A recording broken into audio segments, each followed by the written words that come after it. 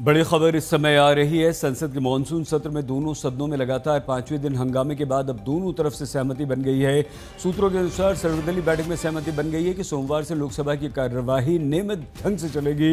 ये सहमति बन गई है कि SIR पर चर्चा नहीं होगी। सरकार का कहना है कि मामला चुनाव आयोग का है। तो बड़ी खबर यह है कि अब सोमवार से बहस होगी और वो बहस ऑपरेशन सिंदूर पर होगी। नियमित रूप से संसद चलेगी।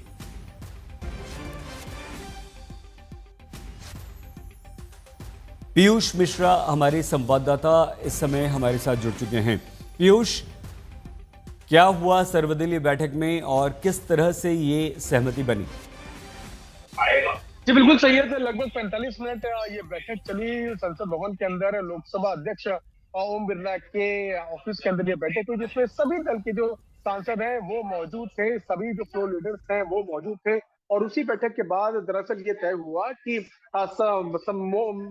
मंडे से यानी कि अगले हफ्ते से जो है सुचारू रूप से संसद चलेगी। ऑपरेशन सिंदूर पर जो है वो चर्चा होगी। आपको बता दें कि इससे पहले BC की बैठक में ये तय हो चुका है कि लोकसभा में लगभग 16 घंटे जो है वो चर्चा होगी ऑपरेशन सिंदूर के मुद्दे जी। पर। साथ ही साथ राज्यसभा में भी 16 घंटे तक इस पर चर्चा होगी। लेकिन जहां तक SIR का मुद्दा, आपको बता दें पिछले 3 से 4 दिन से लगातार विपक्ष जो है इस पर हंगामा कर रहा है और सरकार से सवाल पूछ रहा है और मांग कर रहा है कि इस पर चर्चा हो पार्लियामेंट के अंदर। लेकिन इस पूरे मुद्दे पर फिलहाल सहमति नहीं बन पाई है।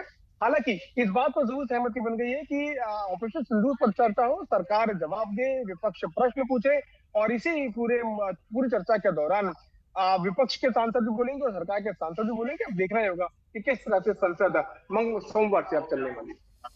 बहुत धन्यवाद पीयूष मिश्रा हमारे संवाददाता जानकारी दे रहे थे।